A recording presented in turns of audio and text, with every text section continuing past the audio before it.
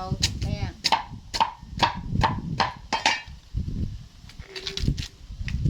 đá chị ăn tập đen này xâm lò con ổn thì ngồi tập đen đây cháu nó vừa vào á